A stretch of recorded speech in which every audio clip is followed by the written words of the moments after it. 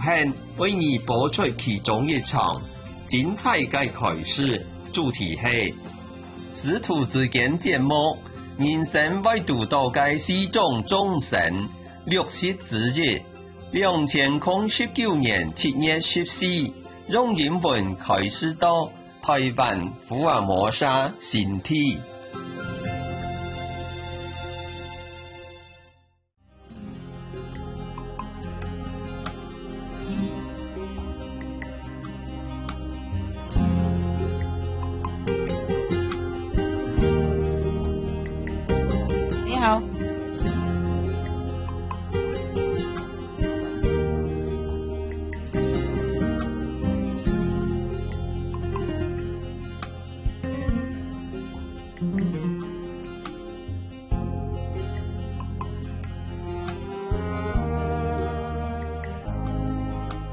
Hey, everybody okay?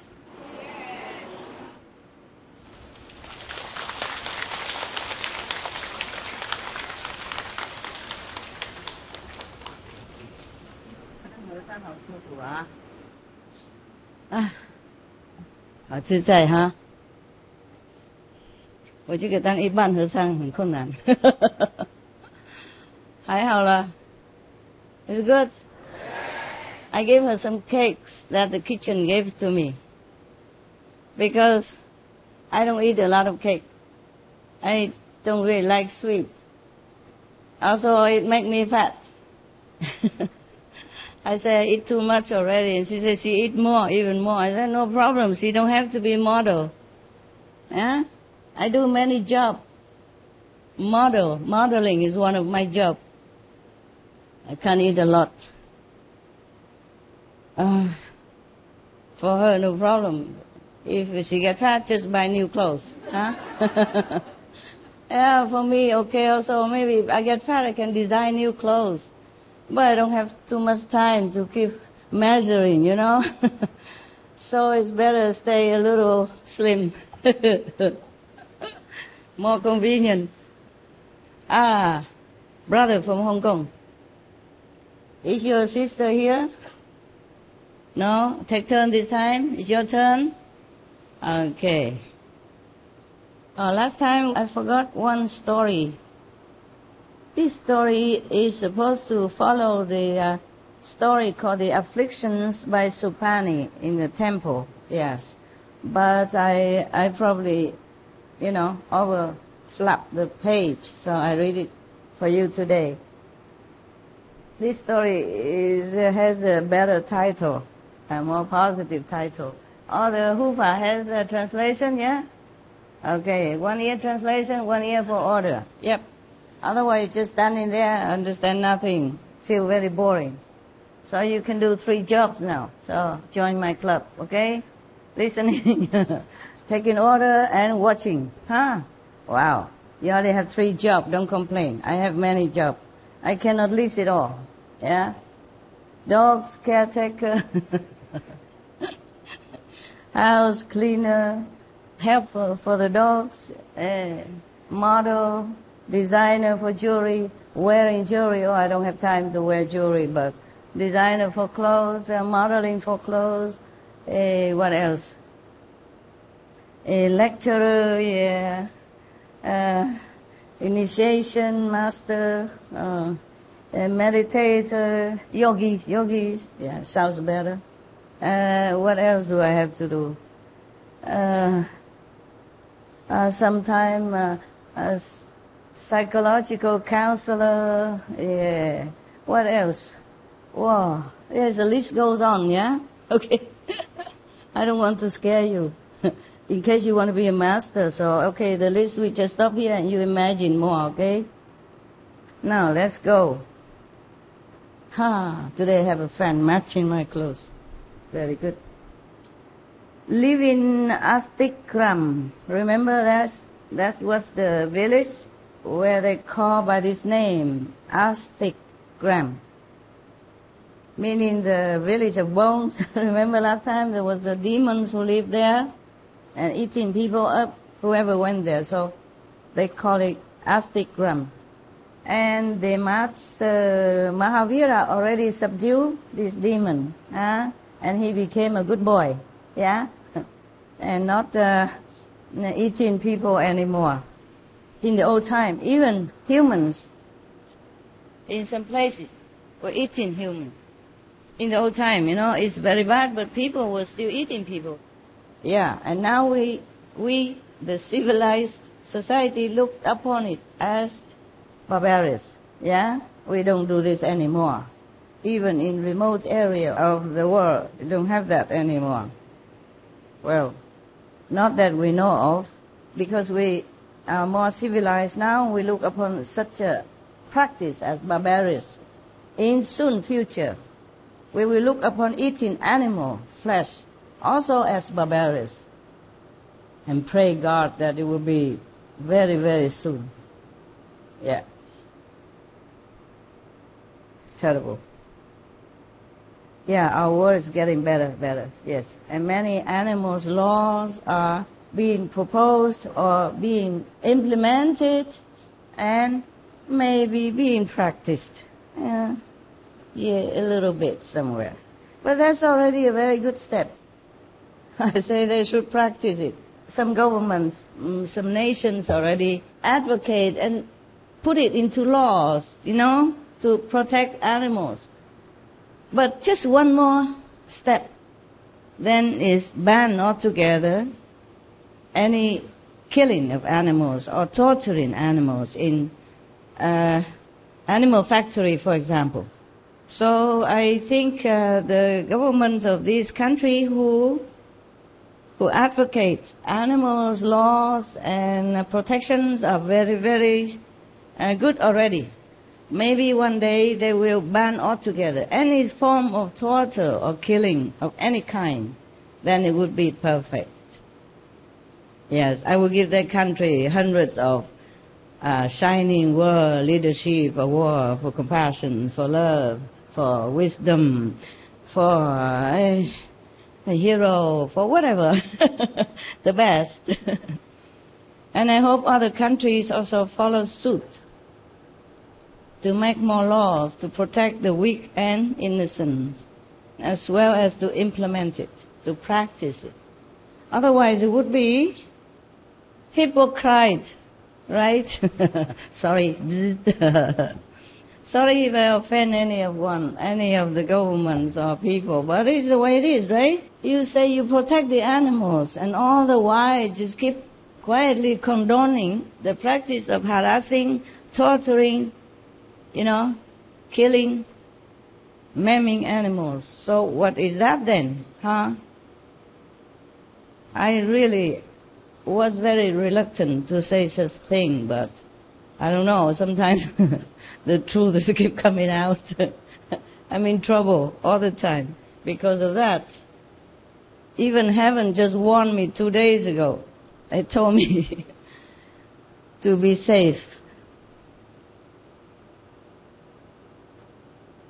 Because I told them I don't care.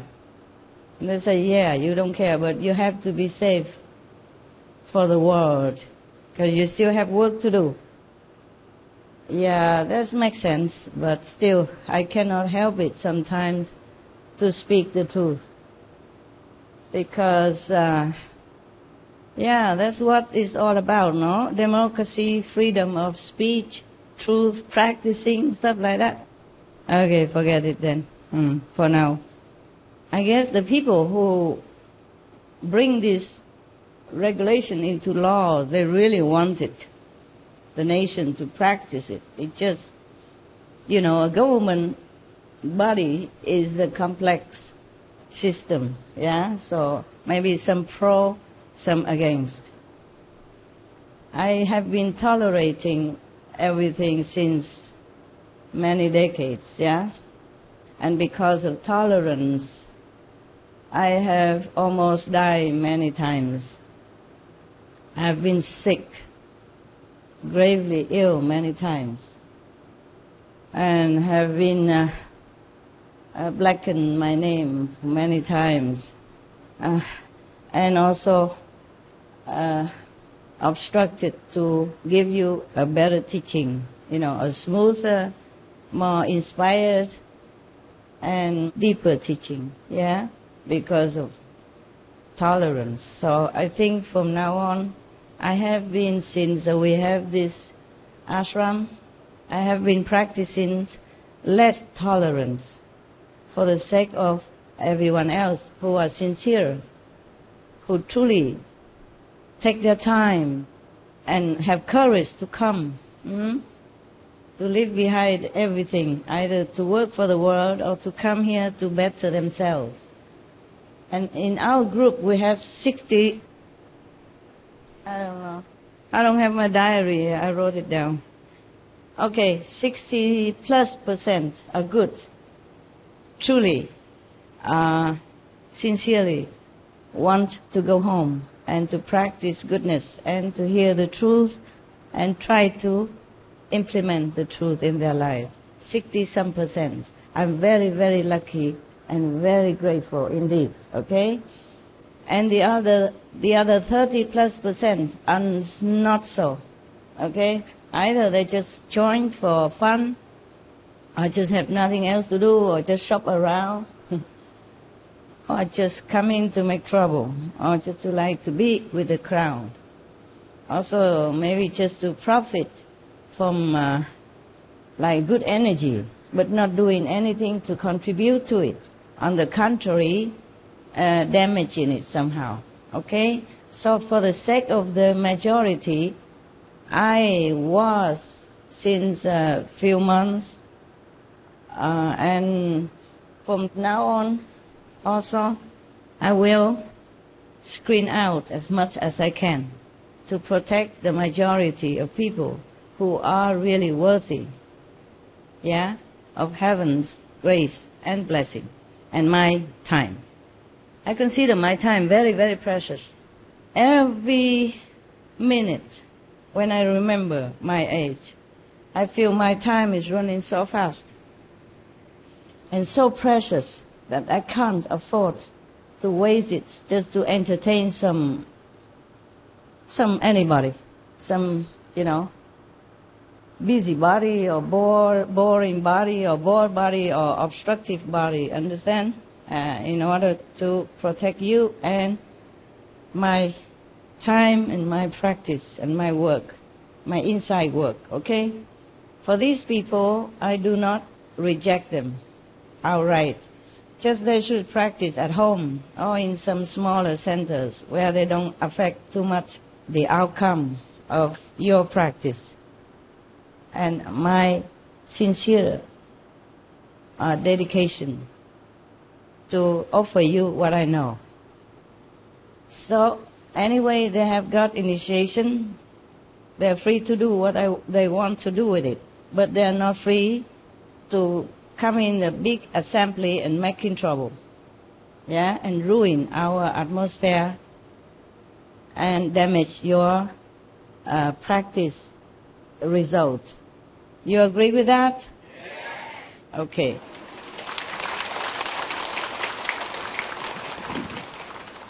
So, do not keep telling me that this sister is good, and that brother is the best, and he's working diligently, and he's always go to group meditation. That means nothing to me if the inside has not changed for the better or not sincere.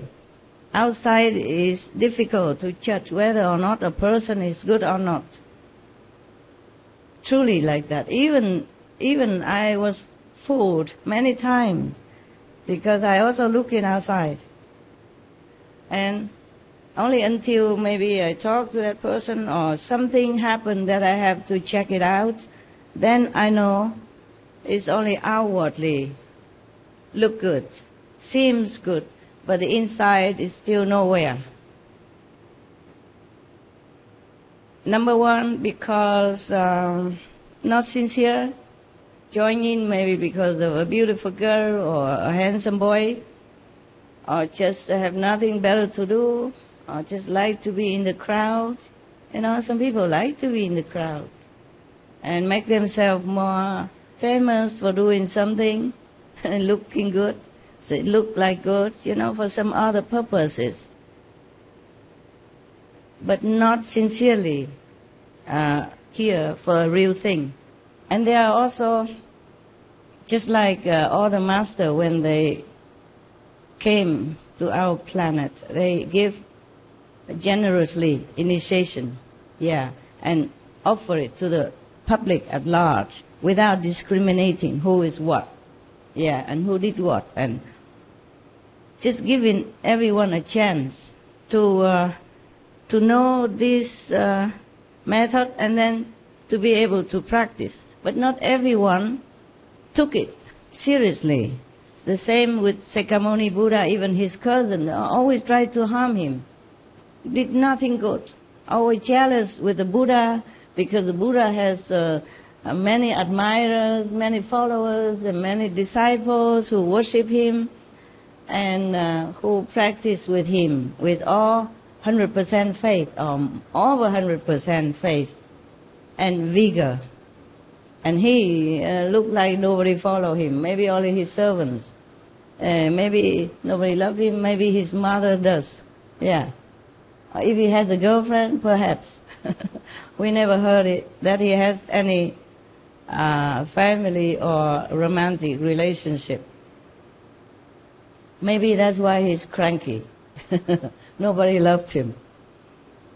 The best place to put him is somewhere, so he will not harm anybody. Least of all harming the Buddha, the saintly master who has nothing in his heart except to uplift the faithful, the worthy and the good people, and help other beings as well. Because life after life, we will have enemies. The master also, no exception. So you see, like Devadatta, he followed the Buddha life after life like a shadow. He never ever left the master alone. Never. Even after he became Buddha already, officially, the whole world knows, and he still continued making trouble. Similarly, I also have enemies. There are two kinds of people in our group. I'm not talking about you. Of course, you also have enemies and friends, and you know that, In the Feng Shui school, they teach you to recognize enemies, like anyone next to you always make you angry, for sometimes for reason or for no reason. They call them evil person. And they advise you to avoid them, if you can. But if they are your family members, then good luck. There were three kinds of people who will be around you. Four kinds. The first one, luckily, if you have friends, Friends doesn't mean the social cycle that you are in only. It could be your family members. Oh my God, should I read the story or keep going on with my calendar? Calendar? Okay, story won't run away, right? My calendar might, because if somebody make trouble, then I might stop my inspiration somewhere and then the story will get short or nothing. It happened many times. Well, not many times, several times. Either that or the continuous story, bumpy. Four type of people, four type of beings, It could be also people. It could be also invisible beings. It could be also animals, pet, Okay, so now I classify it all in four types of beings, Because we are all beings. Human beings, animal beings, ghost beings, whatever beings, Now, four types. What is four types? The first type is very lucky for us if we have. They call friends. It could be your family members, your son, your husband, your wife, your sister, your brother, your cousin, Devadatta is not classified as friend, even though he is a family, so-called clan member of the Buddha, So friend is good for you. You will notice that they are very helpful to you, very coordinate with you. You're with them smooth sailing. Of course, they are not perfect, yeah? Don't look at only their mistakes or their faults. You have to look at the big picture, okay? Because you might be very easily mistaken with their personality. You have to watch more closely what they do for you, how you feel when you're with them, how they tell you the truth for your own good, but not arguing over petty things. How every time you are in trouble and they are around, the trouble seems to be solved or lessened, okay? And of course, enemy is the opposite. But it's very difficult to discern the enemies. But there are some tricks I can tell you afterward. We talk about friends first, yeah? And friends sometimes also very protective of you. If someone else harm you, or slander you, or talking bad about you, or doing bad things to you, they're always on your side. Okay? Enemy, of course, is the opposite. Yes. Not only they don't sympathize your trouble, they talk to you like you are the guilty one. Make you feel even worse, like it's all your fault. Even if it's your fault, there's always take two to tango. That's what people say. Friends, they are always there when you're in trouble. Yes. And their energy will always lend you some help, even though you don't know it. And they also don't know about it.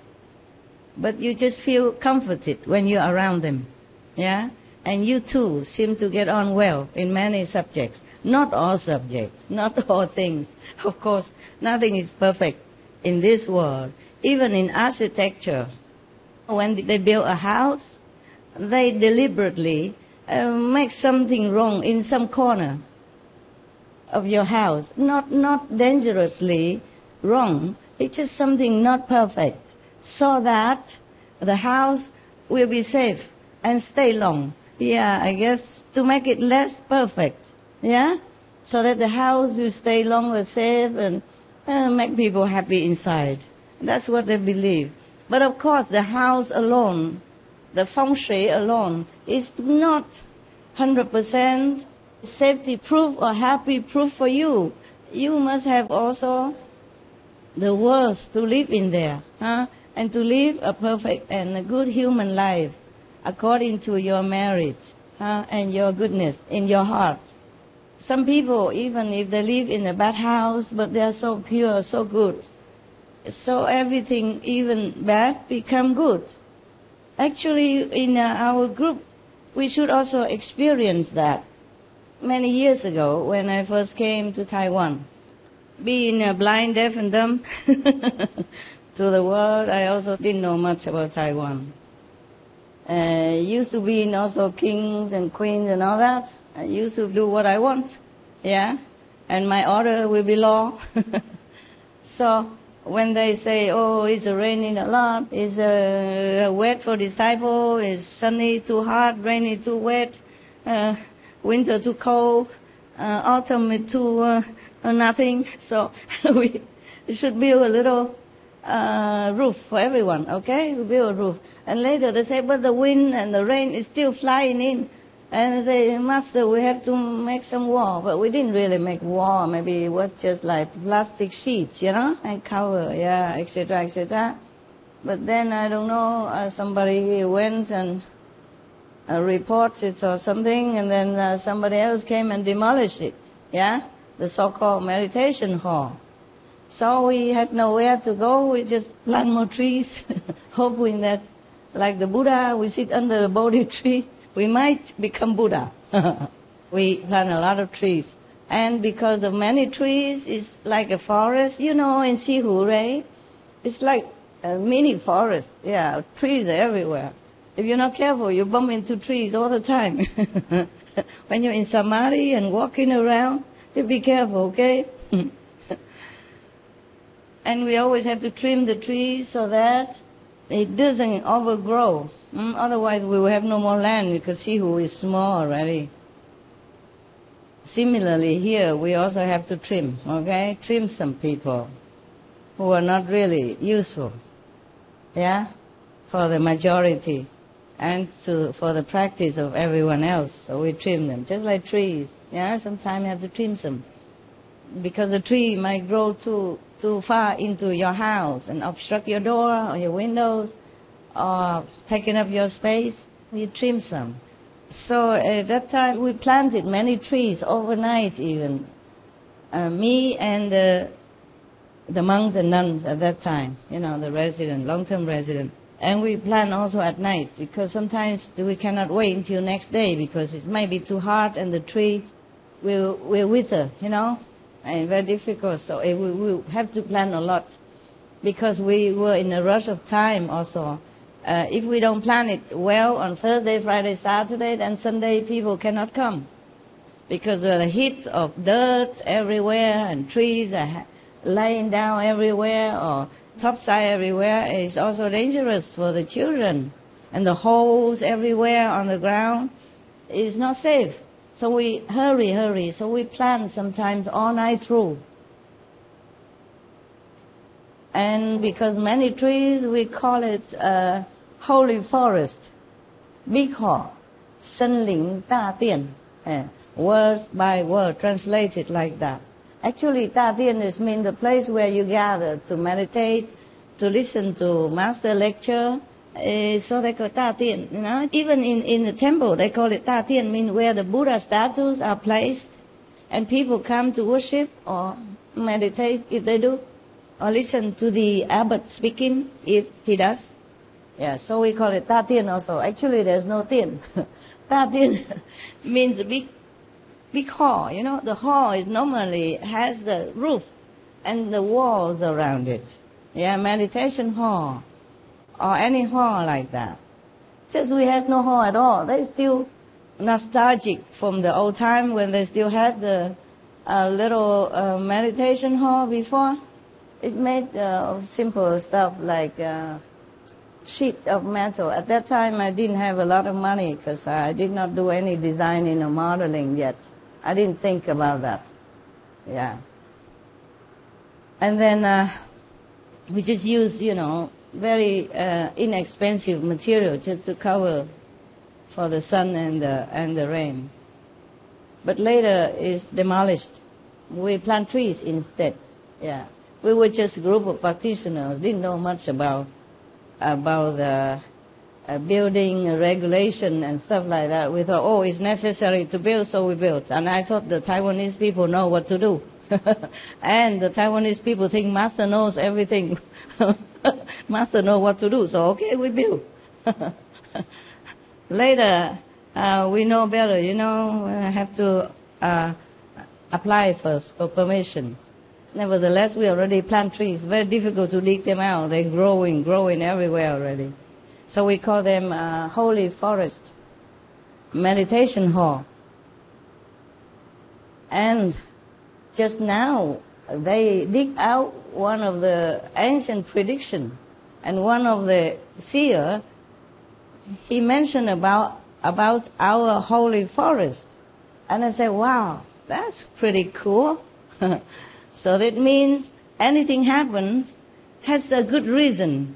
And I had to wait 30-some years to see it. We all did.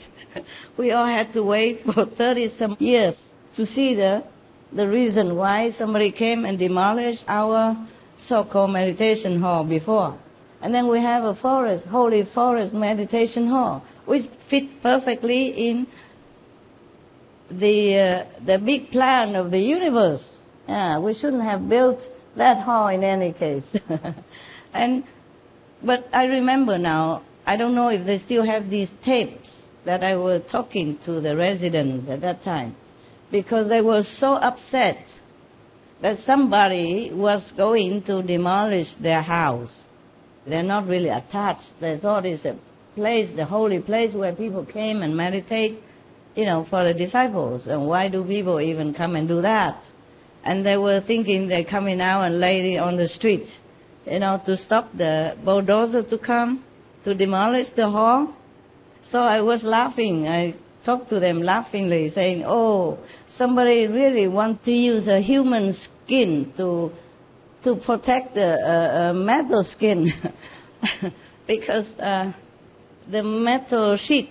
In Chinese, I say you are using 人皮的，人皮为了保护铁皮呀。I remember saying that, but the more I don't remember, I just comfort them, and then make them laugh so much that we all laugh, and then so we didn't care anymore whether or not it's going to demolish or not. Yeah. So it was like that. These tapes probably are never published because it's just for the residents, and we just talk about this incident only. Nothing much. Well, maybe it could be some lessons in it, yeah, but we didn't think. I didn't let them publish. I didn't think it's something to publish. Maybe one day they will dig it out. Yeah, because these SMTV people, Supreme Master Television and staff, they're so good. They dig out everything. They dig out many of the photos that I never thought I had. They dig out some of the talk that I never thought I even have spoken. And they dig out so many ancient predictions that I never heard of. Even many other lifetimes. Yeah, they keep digging. Wow, my God. And I also the first time seeing this. I told you the only predictions I know a little bit, not the whole thing. Because it's very famous in France. I was in France, and I was studying French. So I knew some because people tell me. But I wasn't, anything wiser because I wasn't practicing anything. Yeah, so I didn't know anything anyway. So they read it and I hear it and then they go from here to the other ear. That's it. That's the only person I knew about prediction in my whole life. And then now they're digging out so many. Oh, from Europe to America, and then now South America, and then to Vietnam and Korea and whatnot. I don't know. I'm also like you, very excited, waiting to see what else I can dig out from the treasure of the world. Huh? So now when I see this prediction, I thought, wow, so it fit perfectly. Maybe that's what it's meant to be. Lucky I didn't let the resident come out and lay on the street to do the protest. Because the bulldozer, maybe he doesn't know anything about ahimsa, no? Yeah, it could cause some problem, no? Humans may know, but the bulldozer is just a machine. They know nothing about the 5 precepts, yeah? And you don't provoke that big, strong, powerful, mindless guy. Besides, whatever happened, that's my philosophy. Whatever happens, happens. You just accept it. And maybe something good come out of it at the end. Maybe you have to wait forever. But who cares? Who cares? That's the way it has to be, then it has to be. So we learn a lot also from Lord Mahavira here, that he accepted everything. Because maybe his soul knew that this is good for humanity, for all beings. Or his soul also remember, maybe in the past lives, when he was sojourning on this planet, maybe he also did something not appropriate. And now it's his turn to reap this consequence. Even the Sakyamuni Buddha say that he was kicking the head of a dead fish. And then he had headache for some time, even after he became Buddha already. We are born in this human body, and we are not allowed to know many things. Therefore, a lot of times we do wrong, and without realizing it, especially without anyone teaching us in advance, without a wise teacher to tell us what's right from wrong. And even then, if somebody taught us, sometimes we still can do wrong because the mind and the Maya pushing it, and our karmic background from lives coming back also leading us astray, making us do things wrong. Or the situation force us to do something that we don't like to do, but we just have to. Therefore, all beings are really, really pitiful. Very, very pitiful indeed. But in the Kristigarbha Sutra, Titang Wang Jing, remember, all the Bodhisattvas and the Buddhas warning us that the Bodhisattvas have always been there to help us all the time, even lifting us away from hell if we were repentant and sincere, and given another chance to redeem our mistakes. Some still do it again. Because habits die hard. Even habit from former lives still coming back, haunting our subconsciousness. So try to resist mightily whatever we think is not good. Because the Buddhas and the Bodhisattvas warn us that if after we have been redeemed and given another chance, and if we do bad again, if it's too grievously bad, then we'll be in hell forever. No one can help us anymore. Remember that? Well, they say no one. Meaning, mostly. Mostly. Maybe there's one or two mighty saints could help us. Yeah, but that took long eons, kalpas, until this person or this being came down to this planet and help us in that situation. I mean, help once and for all, for good. But then we still had to suffer a long time already, like forever. In the old saying, they say, one day in prison is like 3 years outside in freedom. Okay, in hell, imagine all the suffering and the punishment and the pain and sorrow, no end. No end. Imagine how long will that seem, even though it's already like kalpas or eons past already. Capish?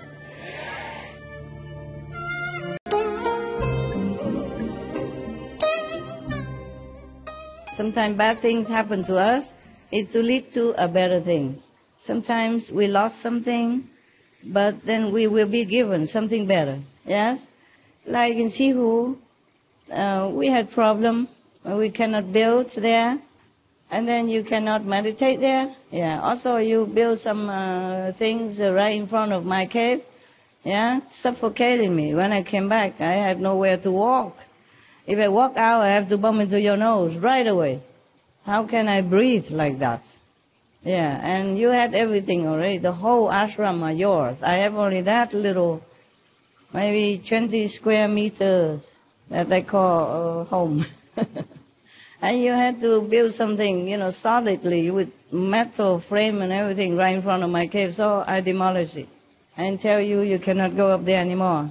And some of you angry with me, I know. But the right thing is the right thing, okay? Wrong is wrong, okay? You cannot go and just like some place and then just take it.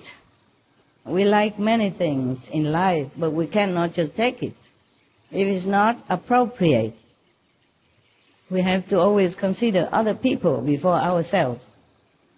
Maybe I could bear it, but I don't want you to continue behaving in such a inappropriate manner. And causing bad karma, bad example for others to follow, okay? Even if I don't ever live there anymore, or I don't need that anymore, you shouldn't have done that. Okay? And then you were sad, you were mad, and some are cursing me with poisonous mantra, whatever, incantation. Mantra is a better thing. Mantra is only for good teaching from the Buddha. Incantation. And make trouble for me. Yeah. And then almost fall to hell. If I didn't help, that person would never go back to human life or never see the sun ever again for many kalpas to come. But then after that, you have this land. It cost me a lot more than that little 20 square meters of mine. There wasn't land there. We had to level it. It was a mountain like this, and we had to make some level in order to have just a little square like that for me. So in my cave, I did not level. I told them to build it just in the mountain, without destroying any natural landscape. So now, you see, you lost that little tent, but now you have a bigger tent and more comfortable here, okay? For example, okay, this is an example. Because example is louder than any lecture, any words. Always good example. So you have to make good example as well, okay? No matter what you say, if you don't make good example, people don't follow. Okay. Well, of course, then you would say to me, then how come Buddha make good example? Jesus Christ make good example, etc. Other master make good example. How come other people don't follow and they did the opposite? This is a different story, okay? Life after life is like that. Humans are being poisoned before they were born, yeah, and equipped or installed with many unfavorable instruments inside their being, either in their mind or in their body. Therefore, not many people can follow the Buddha's example. Many people wanted to be monks or nuns, but not everybody can, because of these instruments that have been placed in their beings. Hormone is one, for example. It's not what we wanted. It's just given to us without asking. Maybe asking. Before we came here, of course we had choices. Yeah, that's not fair to say without asking. We did give permission for whatever happened to us. We have consented to them. We had to. Otherwise we cannot exist in this world which is imperfect. We have to be imperfect in order to be here. It is like that. Just like in some country, the law are very strict. Yeah, you cannot wear this, you cannot wear that. You have to maybe cover your face, yeah? Then you have to abide by that. Whether or not you like it, whether or not the weather is too hot for you, you still have to wear that. And even if you're foreigners, a long time ago, now it's less restriction, but before. If you're a girl, for example, and you went to some very restricted countries, and you don't wear what they wear, then you'll be in big, big trouble. Big trouble. Even if not with the law, then with the people in that country. Yes? Or in some other country, their laws are different. Everything is better now, of course. Yeah, I'm glad. But in some other country, you cannot even go out. Even Taiwan, long time ago, before I came here, Taiwanese people cannot go out if you are single, if you are young and single. And more condition, if you don't have properties, yeah, and you're single, then you can't have visa to go to America. Taiwan, before I came, a single person cannot go to America. Very restricted law, unless you maybe have a really good job, that they're sure you're coming back to Taiwan and not going to America and marry there and stay there or do something there. I don't know why. Taiwanese people are so nice. We should welcome them everywhere. Huh? Now, wow, you go anywhere. 5 years visa, 6-year visa. Whoa, and go to Europe, no visa. Wow. When I first came here, I wanted to take even a couple, even monks or nuns, to go to America with me, to do some lecture. Not allowed. And I have one. Only one can go. I don't know why. I can't remember how she can go to America with me. Only one. She was a nun. At that time, she was a nun. So she went with me to America. Because she speaks English very well. Maybe that's why. And they reckon that in case she get lost in America, she still can survive because she speaks English. She can get a job and she can be contributing to American society, for example, like that, and not taking social benefit. Yeah. And nowadays we advertise on our TV that immigrants are really a good contributors to any society, economy. So nowadays it's better. Everybody welcome refugees. Every country taking in more immigrants, and the law has become more relent. Yeah, wonderful. I love it so much. Our society, our world, getting better all the time in all aspects. A lot of vegan food everywhere, vegan restaurants are mushrooming everywhere. Vegan distributors, vegan producers are mushrooming all over the planet. And soon we will not be able to find any meat eater here, and that's what I like to see. Yeah. Yeah. It will be like a barbarous action, deed, if you eat animals in the future.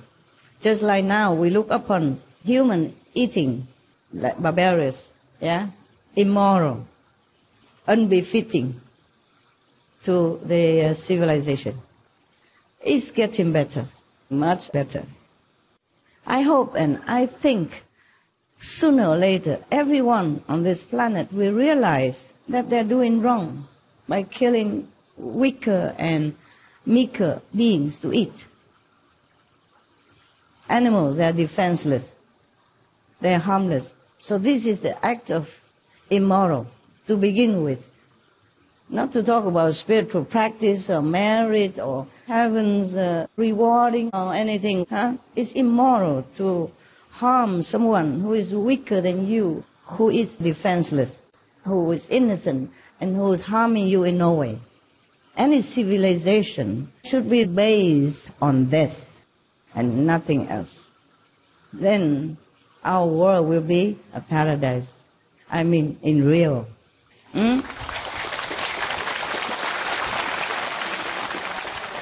Oh, I think my calendar should stop. Now, we go back to Lord Mahavira, our good and compassionate Lord. But this is too extreme for me. I don't wish any master to ever have to undergo this kind of ascetic life, which is so filled with suffering like this. Not necessary at all. No, my calendar is coming again. Well, why not, huh? Who cares? You want calendar? Thank you. This just makes me think right now that our world is sadistic, truly. You see, who's the most famous master on our planet right now? The past master. Who? Jesus. Jesus Christ. His life of a saint, of public preaching life. How long? 3 years more or less. And people still worship him now, 2,000 plus years after his nirvana, his home going. Why? Tell me. Anybody? Because they realized that he was speaking the truth. He represented the truth all that time. And Fine. But why? He didn't talk so long. He has only 3 years, more or less, to speak. And other master, like Buddha, he talks for many years. He lived until 80-something. He preached maybe 40-something years. How come? Buddhist followers are not as many as Christian followers. Tell me. Because he sacrificed himself. Yeah. Because he suffered. That is a very sadistic penchant of humans' mentality. Don't you agree? Yes. Yeah. So many masters has to suffer one way or another in order for people to look upon it. Wow, he is worthy of sainthood, of being a saint. You name it. All the masters suffer. Wow, you cannot imagine how they suffer. I don't want to talk about it because it would choke me. The more you read about the stories of the masters who had to suffer so much.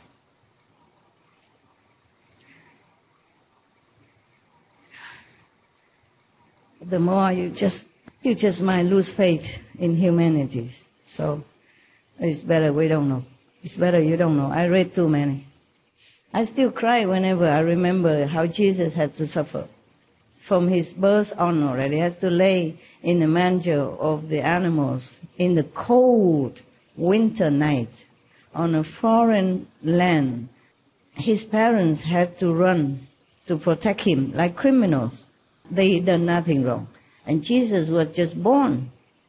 He wasn't born yet, was already condemned to death if he was to be born there, in his native area. So his parents had to run. Well, you know the story, so I don't want to make my calendar longer.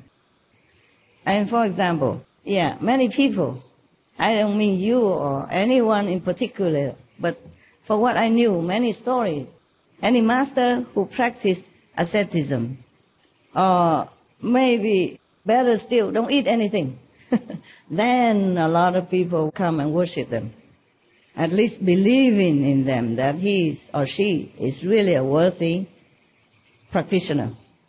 So many people dropped out of my group, our group, because I'm not looking like an ascetic, and I don't even look like a monk. Okay, I wasn't born to be looking like an ascetic monk this lifetime. I'm born for you. Okay, I was born for this type of people who look through the clothes and the skin to see something more valuable than just the price of the material that I wear. Got that? Yes. This lifetime, this period of our life, of our earth, people have too much karma, very heavy karma. All the saints told you that. Kali Yuga, okay? Meaning the dark age. Therefore, we have so many big tragedy, events like wars, millions, tens of millions of people die. And then plagues, also millions of people die, or at least hundreds of thousands of people die. And again, epidemic. And then again war. And then disaster of big scale, natural or man-made. So only the desperate souls will accept redemption if they find it. And they will hang on to it. These desperate souls, they truly are wiser than the non-desperate. They will not see anything outwardly that obstruct their faith and their determination to escape from this suffering world, which they see and perceive and know that it is ephemeral to begin with. So it doesn't matter what the master look like.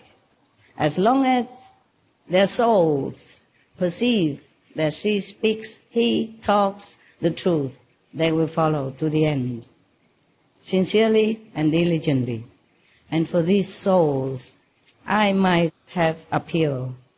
For ordinary souls, they just look for personality, they look for appearance, they look for demonstration, they look for, whatever, you know it, right?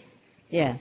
So they will not be able to maintain their determination and faith as long as the so-called master that they have seen or wanted to believe in don't fit their small little frame. There are bigger frames, smaller frames, little frames to fit different photos. Okay? So only the one who like the big photos use a big frame. And the little one, they used to with small things, they don't like big photos. They have a small frame, and that fit them for now. That's good. You like larger picture.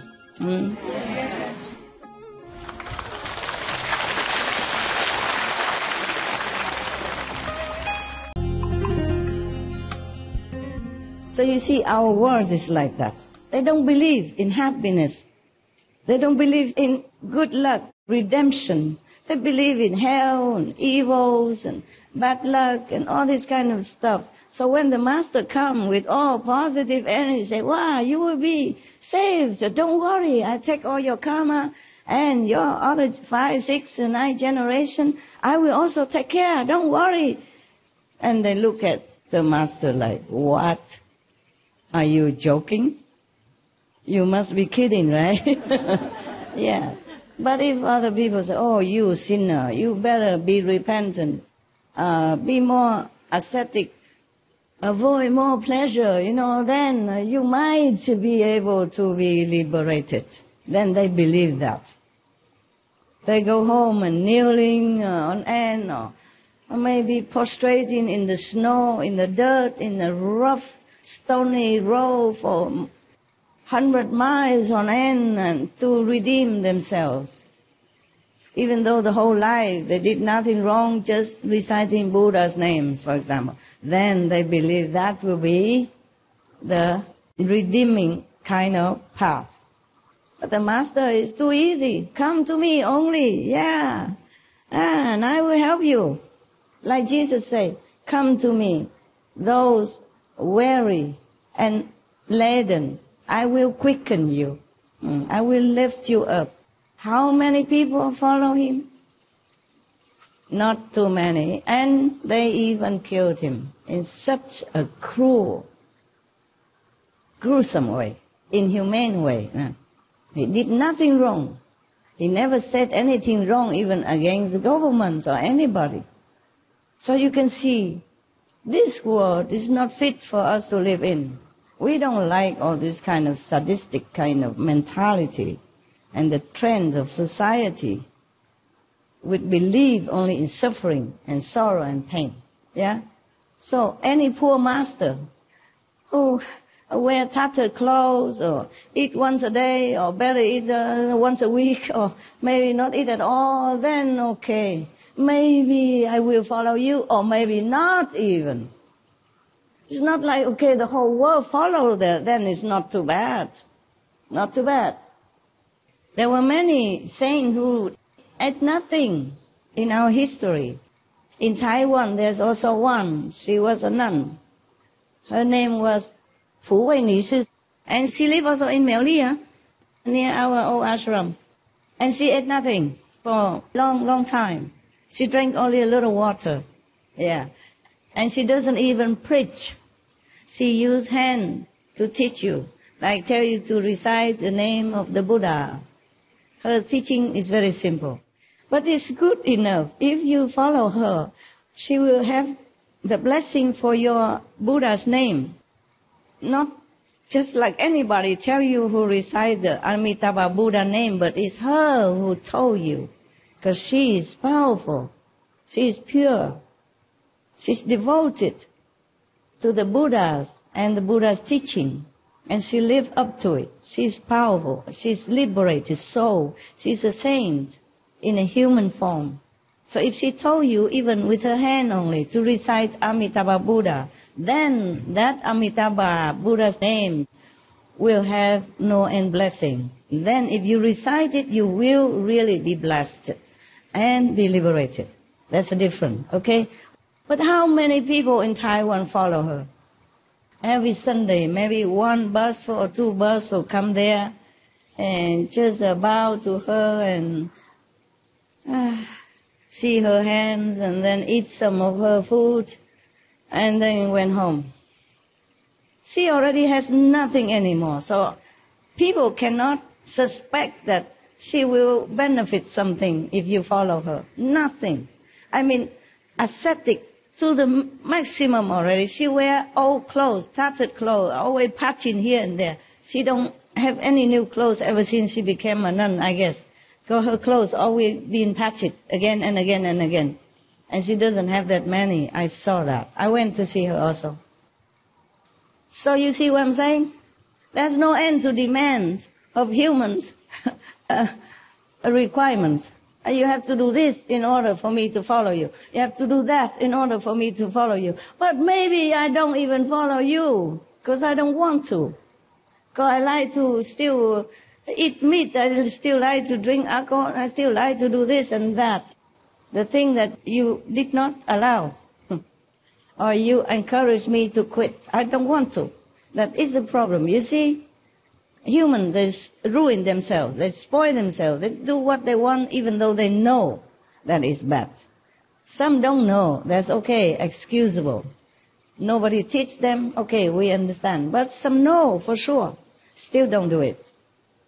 So heaven is limitless, immense, but almost empty. Hell is so tight, small, but a lot squeezing in there. And bodhisattvas, saints, Buddhas are all over in the 10 directions, life after life. They are helping to rescue humans and to lift them up. But still, life after life, we still have full of humans on this planet. I just hope this time, sooner, we will be only saints, or at least harmless beings. Oh my God, I talked about 4 beings, right? We only one yet. Only first one, right? Yes. Ayya, you better stay until next week.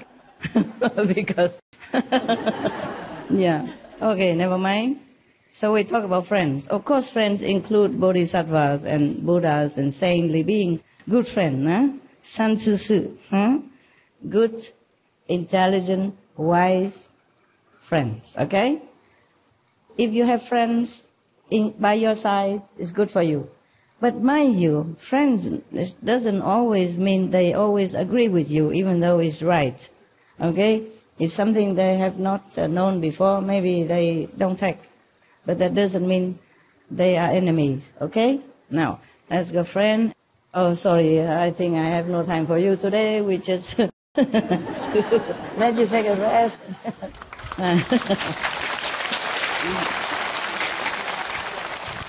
Now, the second type, maybe friend has more than just that, no? Friends, sometimes they are not around you.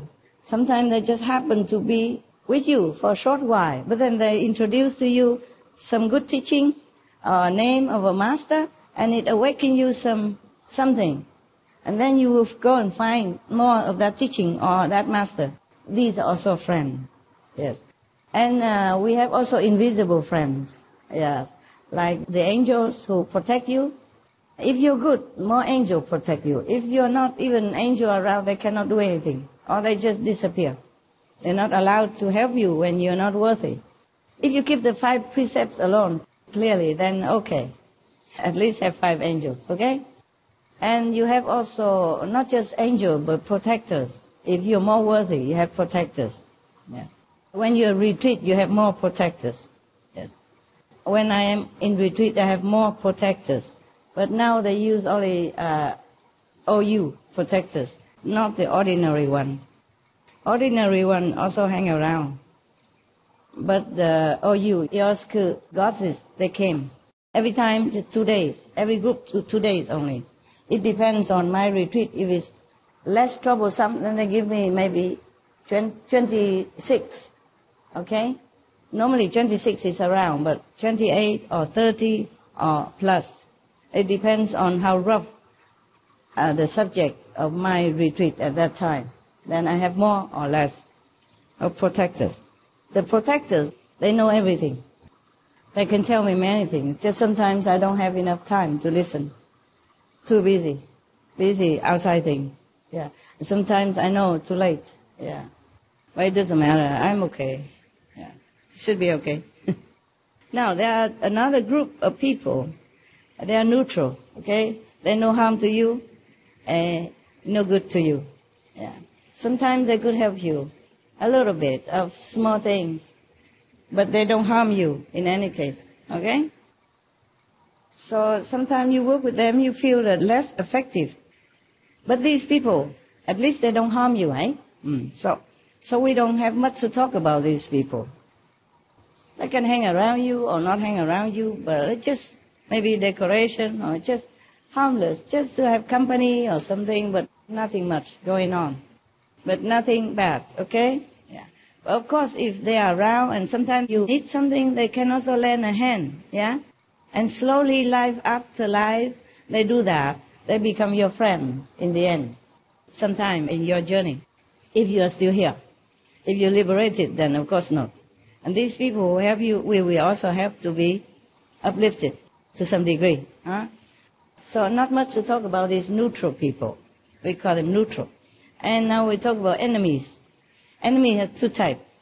Outside your circle, enemy, and inside your circle, enemy. We call secret enemies. Because these enemies you can't suspect. The enemy outside, of course, they do things very obviously against you or bad for you, yeah, or you don't get on well with them, you have often trouble understanding each other or working with each other. They could kaput some of your project, yeah, or your enthusiasm, your ideas and all that. Yeah, that's very obvious, and they not friendly to you. This is easier to deal with. You can escape if you know. If you can, yes. Or if when the time comes, they leave you. Secret enemy is more difficult. They are with you all the time. Either family members or workers together in your company, or your workmates, or your friends, so-called friends. They seem to be with you in a lot of things. Harmless things, small things, which doesn't destroy you, which doesn't ruin you. But when it comes to some big thing, boom, then they turn against you very quick. And you have no time to even counteract. They may join your group or your company or your volunteer group even. And just looking like they're very, very, very diligent and very supportive. But no, they do things to harm you. They split the togetherness in your group by some words, some action, and leading people go against you. But no one noticed. Slowly, or big, yeah, or quickly. It depends on situation.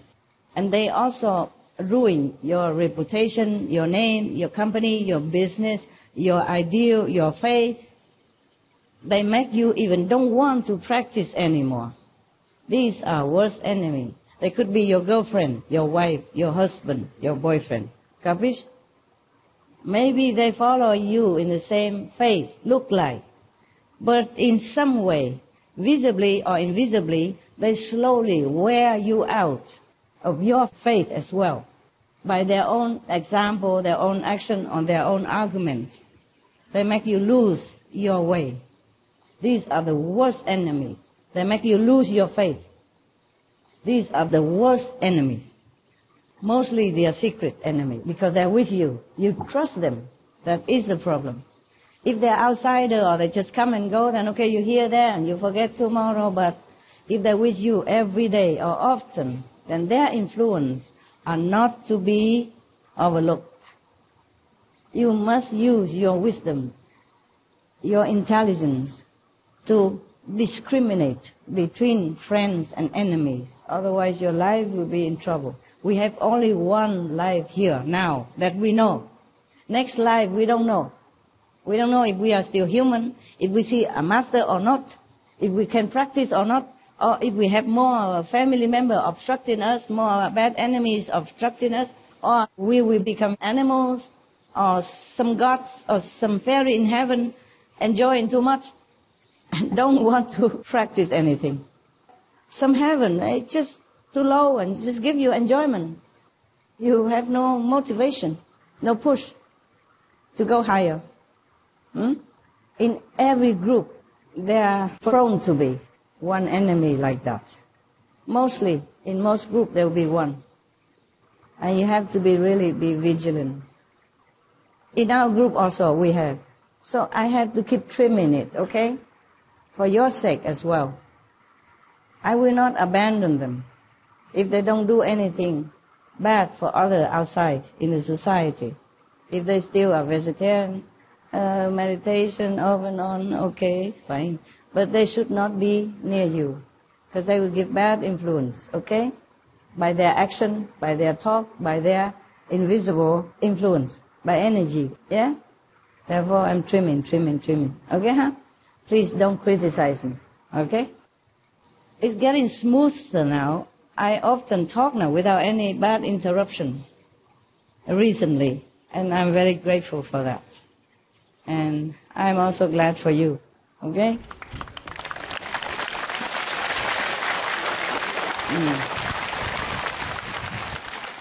The enemy, the outspoken one, the one that lives by your neighbor next door, or the one in your company, they talk sour about you or sarcastic about you. All that stuff is not much, okay? You go home, you forget them. Maybe still angry or upset a little bit, but they don't harm you as much as the secret enemy. Because the secret enemy, they can destroy you without you even knowing. And then they make you ill also.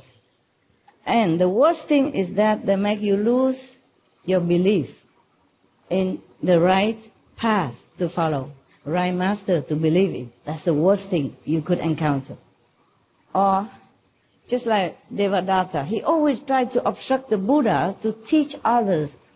He don't want anybody to follow the Buddha for liberation. Not only he jealous with the Buddha's fame, not that the Buddhas even care about any fame.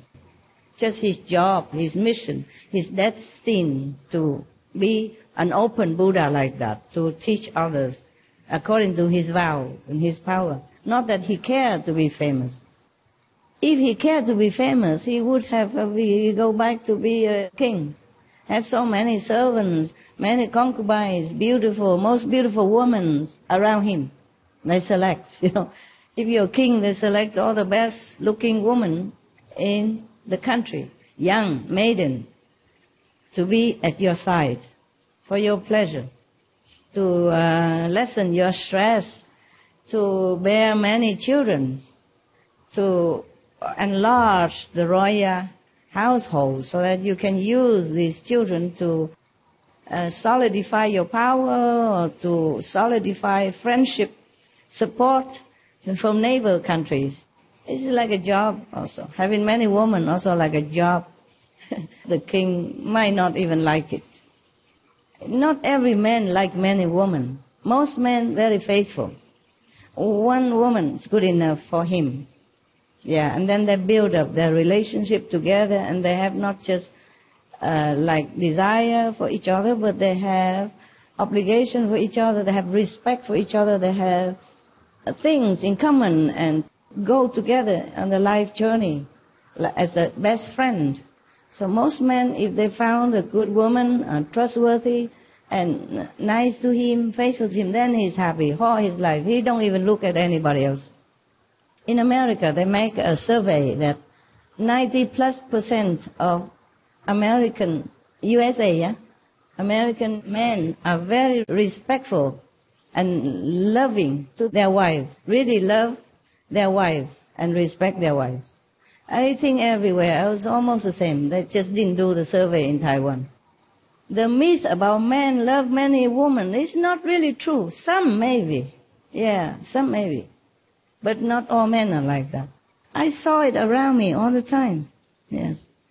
I don't know, maybe I told you this story already, but I could tell you again and you pretend you didn't listen before, huh?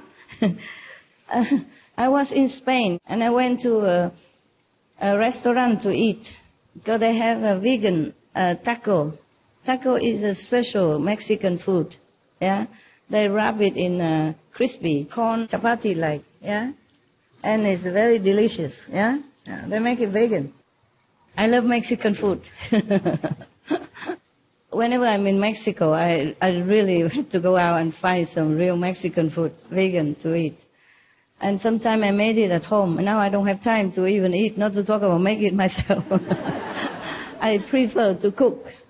Yeah, I like to cook. It's like an artistic expression also, You put a lot of color things, you arrange and stuff. And then you put enough spice and condiment, and it suits your palate. And after you're done, you enjoy it. It's like a gift from heaven and earth. Yeah, from your talent and your love. And the love of all the food that offer it to you. You feel grateful. And it's also your own creation, so you feel very satisfied, even you don't eat a lot of that. And sometimes you go out, eat a lot, but you don't feel like satisfied. That's the problem, okay? Because it's not love that put in there. I keep telling the kitchen to put love, like in Shihu, to put love in the food so it would taste good.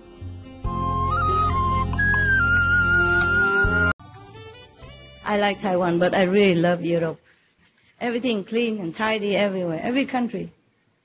Even a ruin. For example, if you go to Spain, don't let me forget the restaurant, okay? I might go on forever. Spain is big, very big. So if I go around Spain, that's enough for another month. Yeah. If you go to Spain, you will notice people there are very tidy. Everywhere is so tidy.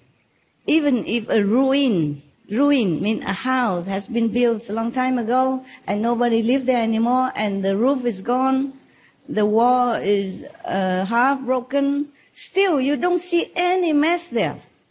Even if I look at the ruin in Spain, I love it so much. It feels so clean and somehow very endearing. Yeah. Or Italy also.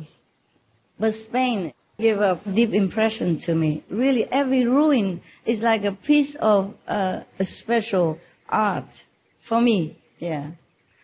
Sometimes I take pictures, go home, have a look, and I'm imagining how it was before.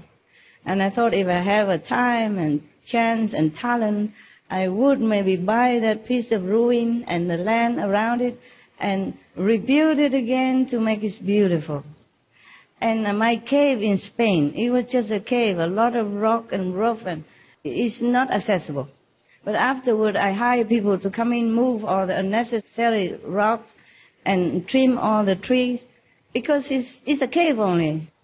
Nothing. After we remove everything, I still put some artistic piece of assembling some rocks, around it, and then I build some columns, something half high or 2/3 high, or make it beautiful. And half of the wall, I should have taken photo, but I never thought I would go out again. I didn't have anything there. I don't have camera, nothing. I had a canvas and some painting stuff. I thought I was going to paint it, and then I never had a chance. I had to leave. The cave is still there. Maybe one day, if I go there, I will go there and take photo. It's far away from any human's quarter. It takes maybe 40 minutes driving on a mountain road to reach the first house that you can see. I loved that place. No water, no electricity, but I can have a little stream somewhere, or we can buy water, bring it in. You don't need much there. Water, you also need less. My dog don't care if I smell. And if you don't do much, you meditate a lot, you don't really smell.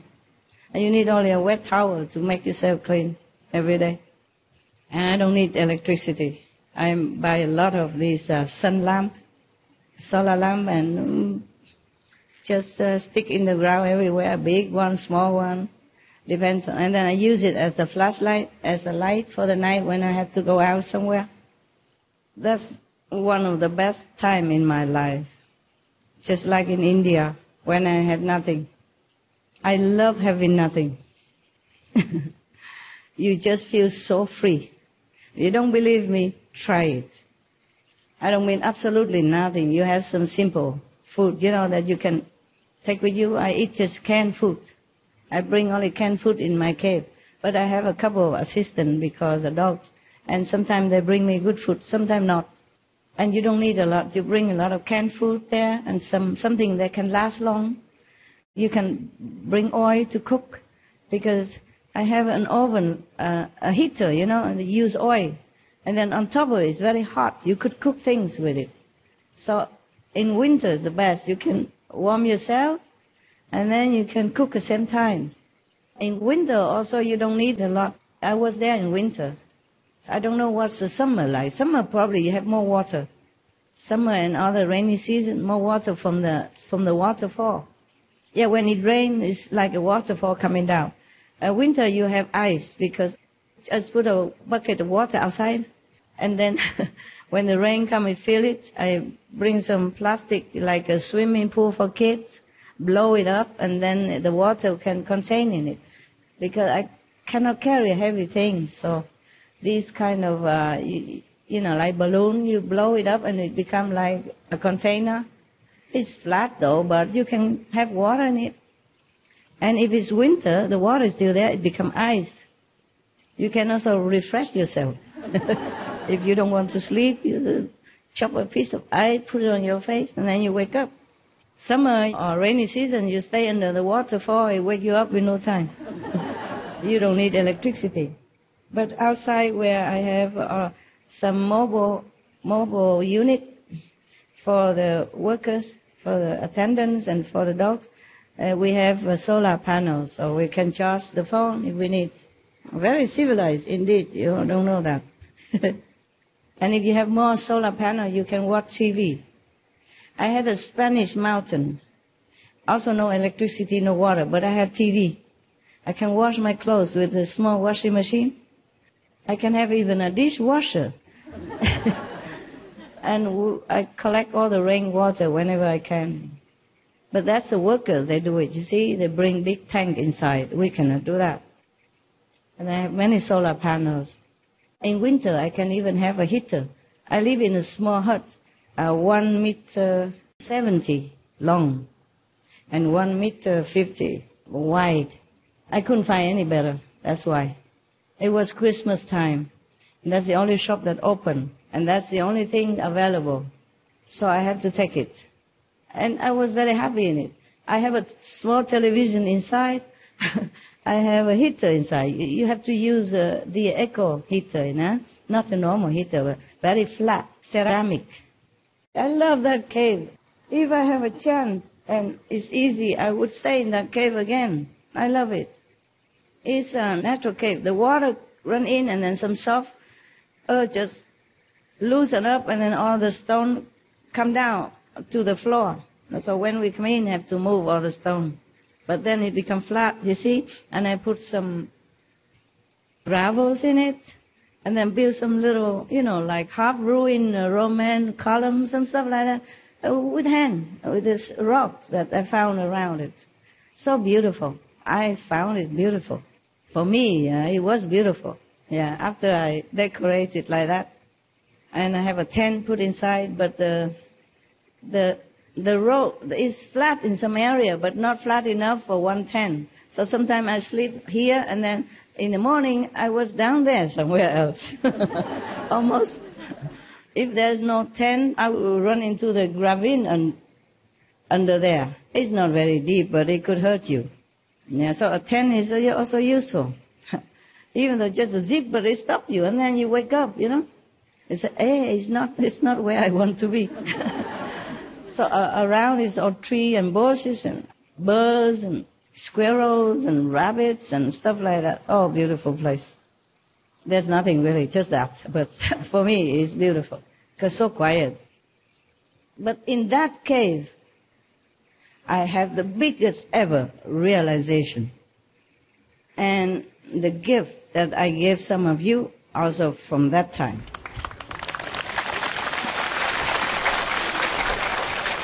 All right then. Oh, let's go to a restaurant. I went to a restaurant after I left the cave. Nobody would believe that such an Asian, a petite woman, go into such a wilderness cave where there's no water even. And no electricity, sit there alone with a tent, doing nothing. What business? And you were young even, not so old like now. Maybe they accepted you old and fed up with society, get retirement money and go there just to quiet down for a while. There's not even a picture of Jesus or Buddha there so that you can say you go there worshiping or praying or what. Difficult to explain, right, to the society what I was doing in there. Must be something that is not suitable for the normal life. And then I fence around it even. We explained that it's for the dog not to go out and eat the wild hog, but they don't believe that. Yeah. Okay, so the Chinese say 36气.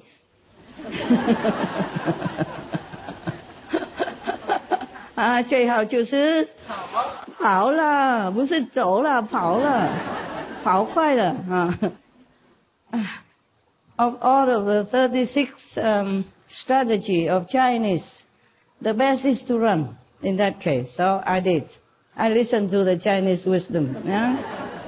Master doesn't always know everything. You always have to learn because you live in this world. Okay? You have to learn to deal with this world in this world way. Yeah? You cannot use heaven words to deal here. It doesn't apply. Huh? Okay. When you go to a different country, you don't expect to have a hot dog or cold dogs or whatever, everywhere, like in America.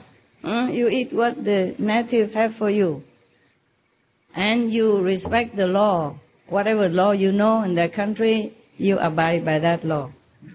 In heaven, you don't need to want anything. Or even whatever you want is already there for you. And even if you want anything extra, just for creativity's sake, you just thought about it, it's right there. But here you're not allowed to use this. I'm not allowed to use so many things. I'm so frustrated sometimes. So frustrated.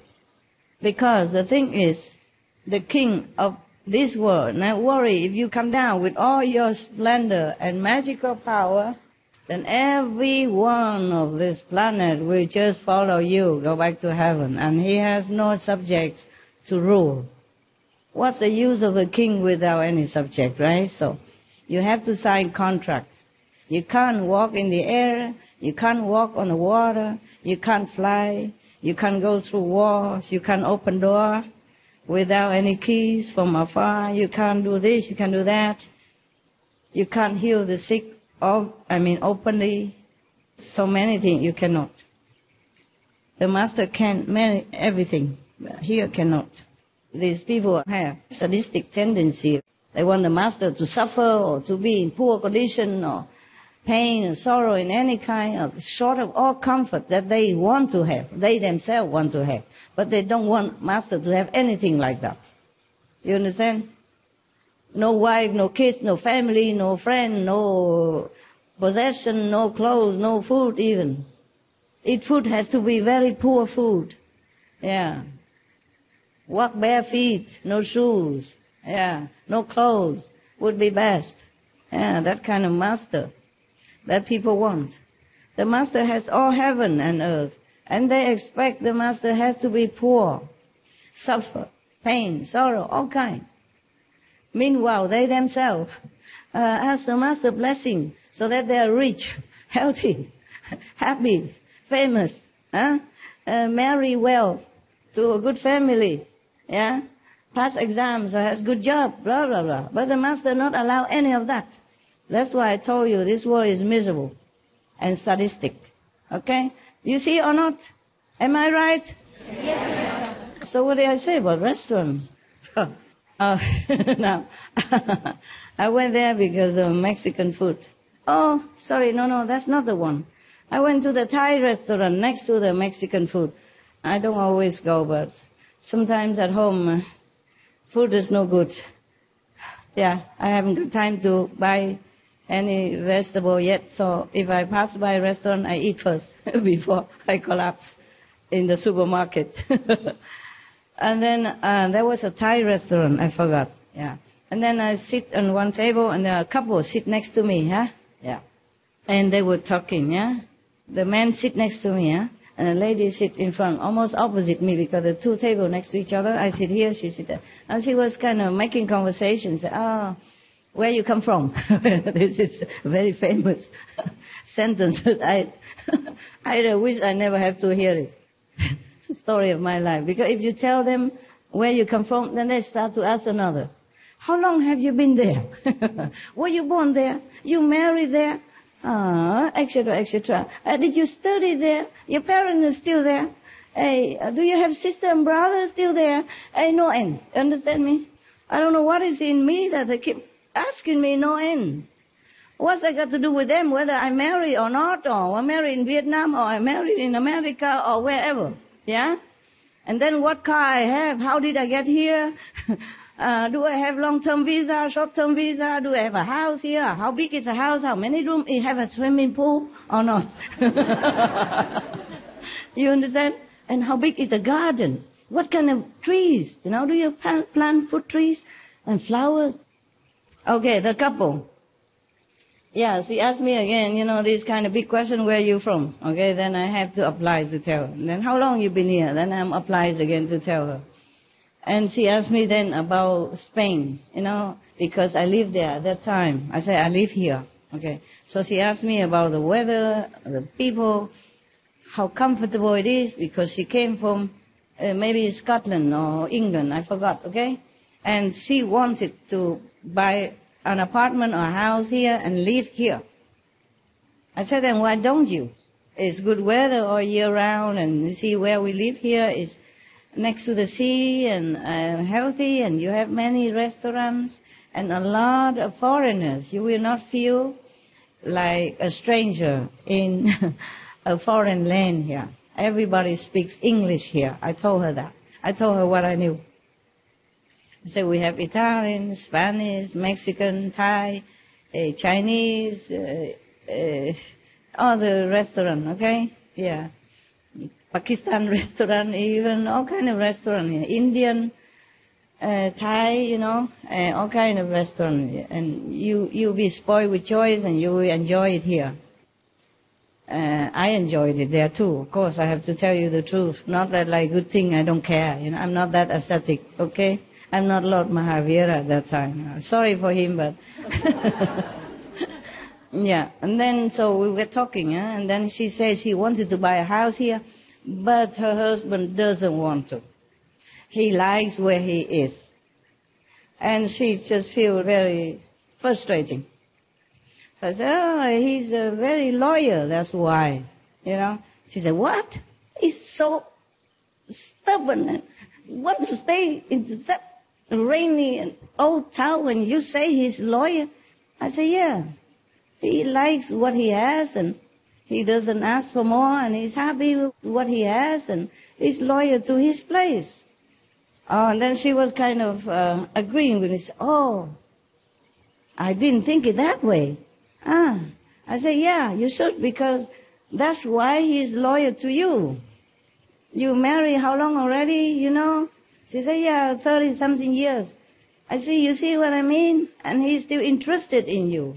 He keeps talking to you. He doesn't look left or right, nothing. He doesn't even look as a pretty girl like I am next to him. Yeah, such a beautiful young chick. He didn't even care.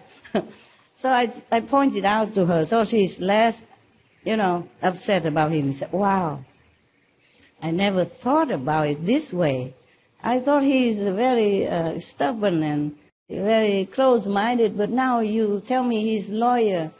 Yeah, I think you're right. Where did you get all this wisdom? Because we got talking more and more, and she asked me many other questions, and I answered her. And she said, where? You look so young. Why? You're so wise. Where did you get all this wisdom? I said, well, you travel around, and people teach you things, just like that. And that's it. I want to tell you that because they are not only Americans' husband, but other people, other country husband, they're also very loyal to their wives. And I'm very, very happy about that. In Spain, for example, that is from Scotland or England, yeah, okay? In Spain also, wherever I talk to some man or for anything, I normally don't go anywhere, meet any man. It just went maybe in the restaurant, to the waiter or the taxi or the shop, or some people who work in my house, to repairing things. They always talk very highly about their wives. Always my wife this, my wife that. Yeah, my wife here, my wife there. Seems very respectful and endearing, And I was very happy. So if any of you women complain about your husband, I think you should also introspect your style, your lifestyle. Whether or not you cook too casually and you do not put enough love in there or not enough care to please your husband's palate, whether or not you listen to his complaint or his requirements, some small thing, or you are too bossy, yeah? You take care of all the small things, yeah? Like who should be the next president, and you give him big things like where do we go shopping next morning, And whether or not you take care about his feeling, okay? Just by the way, okay, huh? Whether or not you still respect and love him, okay? Or trying at least. Whatever it is, I think you got the upper hand at home because you put all the men at home, take care of children and household, and you are here. All of you, the woman. And these are the brave and rare escapists that could be in front of my face, every Sunday. And they take turn even. I don't see the same man every weekend. But I see same woman all the time. Please be merciful, okay? We Kuan Yin practitioner, we have also compassion and fairness. Yeah? Let him also take a chance, okay? To see his master.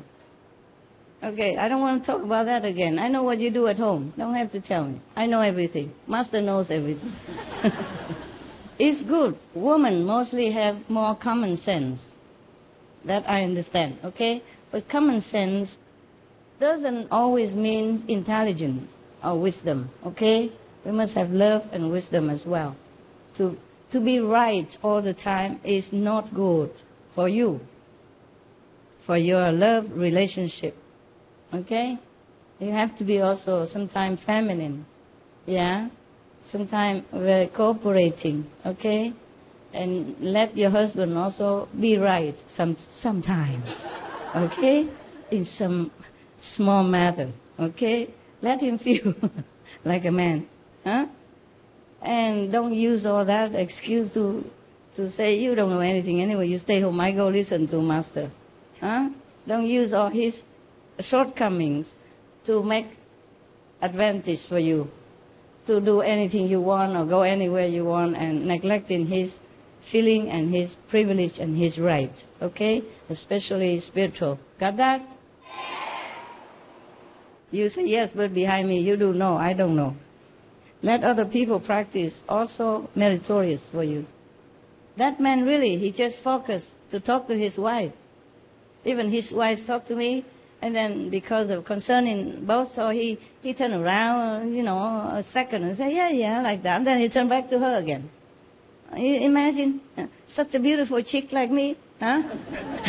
Young and beautiful, and he didn't care. And his wife already older, just as like you, or maybe like me now, but that was 10 years ago. I was still pretty. Just joking with you. What I mean is, in the restaurant also many other people, but he just focused on his wife, talking to her about what. I didn't really listen, but things that is not really important, just only both of them interested in, So maybe after that she look him with different eyes. She will has more respect and love for him, which is good for both of them, If you love your husband and respect your husband, also good for you. Because he is happy. And he's happy, he will make you happy too. You see? And happy atmosphere, yeah? What for? You always have to be right. Okay? If not necessary. Or there are many ways to be right. It don't have to always be so rough. There was a story about a couple, their neighbor, the two neighbors were going together in a pilgrim somewhere, and they talk about their neighbors, couple, behind their back, of course. One of a pilgrim, one of the men said to the other man, he said, you know what, my neighbors, they never argue, never. The husband and wife always very harmonious together, peaceful. My God, I wish my marriage life also like that. And he asked, how about you? How about the other guy? He said, marriage is always like that. I don't believe what you told me about the neighbors couple who never argue. I don't believe that. I don't believe you. He said, okay, after this, we come back to my village. I invite you to my house. And then you stay there a while longer. And then we go visit the neighbors. And then you will believe me that such couple in perfect unison and harmony exist. Okay, fine. After the pilgrim, they came back, and then, of course, they go visit the neighbor house. And then the neighbor asked the husband about their marriage, the neighbor's husband. the good couple, husband, about their marriage, how they managed to stay all these years without even one harsh word or one disagreement. It's very easy. We are just like that. Yeah. So the friend, the visitors say, what do you mean like that? Can you tell us an example? He said, well, not really. I don't really have example because we just live on every day and we don't even think about nothing. And we just live like that. So he said, okay. And the neighbors who introduced are not happy because the visitor did not believe him. So he said, you stay here longer with me and then we will find out. Okay? Maybe this couple, they're just too natural, too shy, or they don't even think that they are in harmony because they're always like that. So you stay longer. And after a while, they see the husband going out to do something. They have a little hen, cuckoo, the chicken, yeah? But who doesn't coo in the morning? So they think maybe they need a new pot in the house. They could do an extra pot. So they talk to each other. The wife said they should go and sell this hen and then buy a pot. The husband, okay, immediately. No argument. So he took the hen, go aside. But then on the road, somebody else wanted to sell him something in exchange for the hen. So the husband buy that. Maybe buy a little dog or something. I'll bring it home. And the wife also said, this is very good. Good idea. You bought a dog. Now we have a little company. I don't really need that extra pot anyway. I don't know why I talk about that. Okay, good. And then later on, the dog make a lot of noise. Puppy, pee and poo all over the house, make noise. So the wife said, wait, maybe we should exchange it for something else. Or you take him out and see who wants something else. I made up the story along, but it's based on the original story, okay? I forgot what was it that he exchanged the chicken for. So the husband took the dog. Of course, these two, the neighbors and the visitor follow them and just spy, quietly. The spy to see what he's doing. And then follow him back home to see what the wife's reaction. So then the husband took the dog out. And then somebody wanted a dog. It's so cute. So exchange it for maybe a pig. Oh, a smaller pig. Okay, it's all right. So the husband did not buy the pot anymore. I still took a pig instead. Bring a pig home. And the wife said, oh, wonderful. How you know to do things. A pig is good for us. It brings luck. And very good, very good.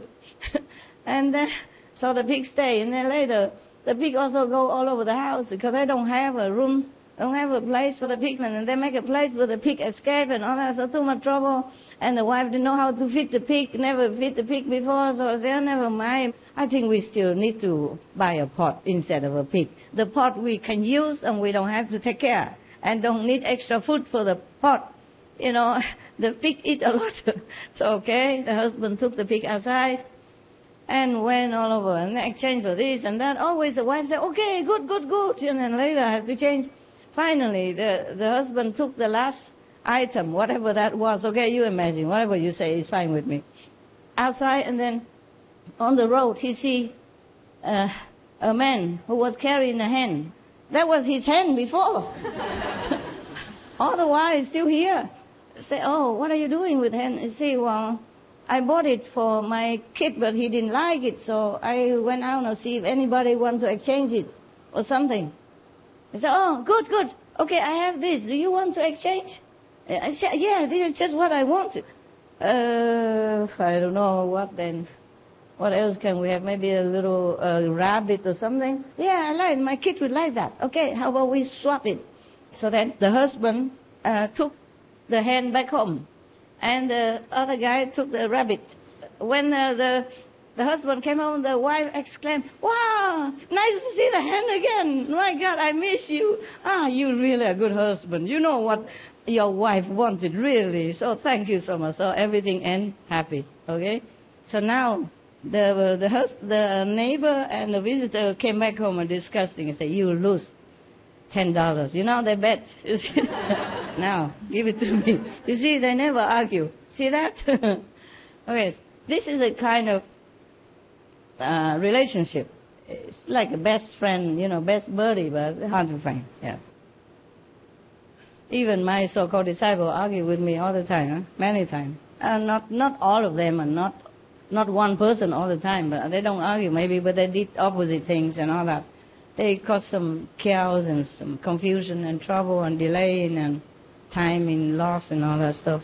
Okay? So very difficult to find such relationship in our world. But still, you try your best, okay? Because if your house is not peaceful, it's difficult to find peace of mind. Because you face it, when you sit in meditation, you always think, what did he say? Why did he say that to me? He should have apologized. I will make him apologize after I meditate. After I finish this section, got 1.5 more hours. I will let him know who's right. For example, yeah? They're always in your mind. You will go nowhere. Peaceful solution, always the best. Nah? Even if you lose faith or something, who cares? So, even if it's your enemy, you just bear with it, okay? Because mostly you love your enemy. That's the way it's arranged in this world. So that you will equalize, the hatred that you had with each other formerly. That's how it goes. Life has to be about love. Yeah? So if your husband, wife, kids happen to be your enemy and you know it for sure, well, just too bad. Let's try to live on with it until maybe next life, if you come back. I don't wish you to come back, but maybe you have to. If you don't long enough to go home, then this is where you stay, no? All right then. Time to go. Okay, 同志。我要走了，去吃饭了。我请别人跟请大家一样嘛，好不好？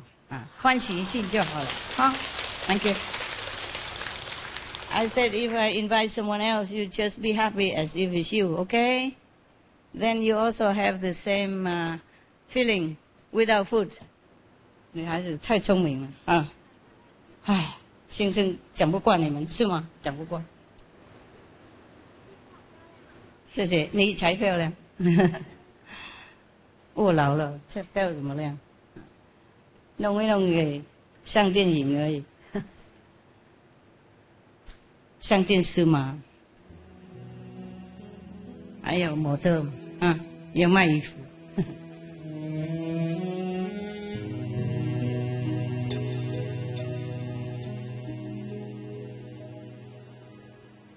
专送衣服好打坐是吗？在家都可以专，就是打坐的时候专松懈一点比较舒服血液循环比较好，而且就好看万一屁股太胖的话，不是萝卜腿。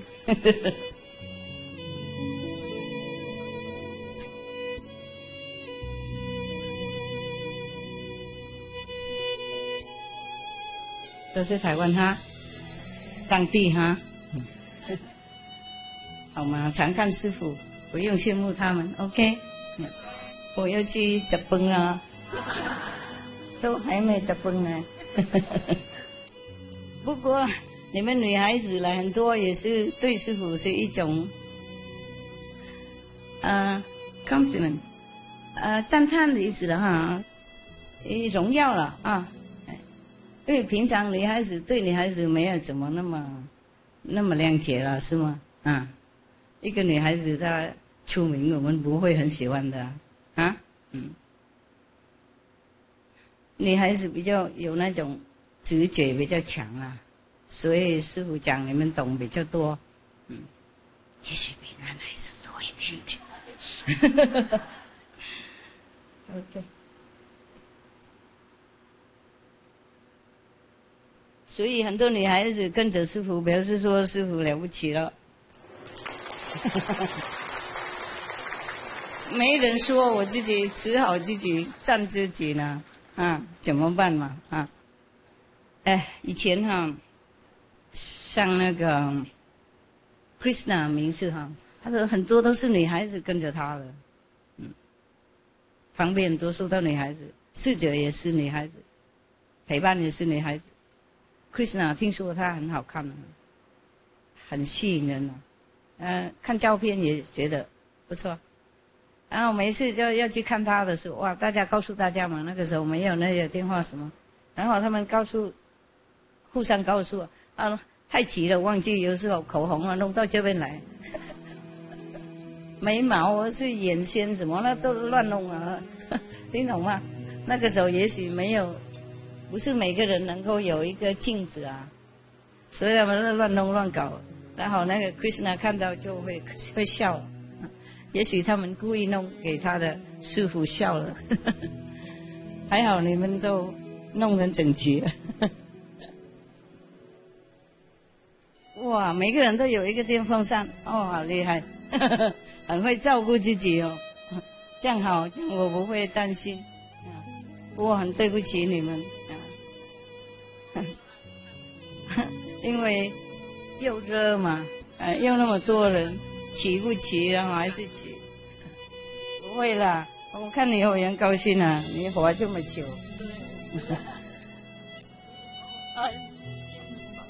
我也很爱你，也要保重。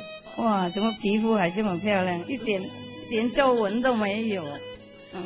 会借给你一些。你还在哈？我看很多以前的。30多年以前那些兄弟姐妹都还在啊，好，去祝你们好吃啊，bon appetit。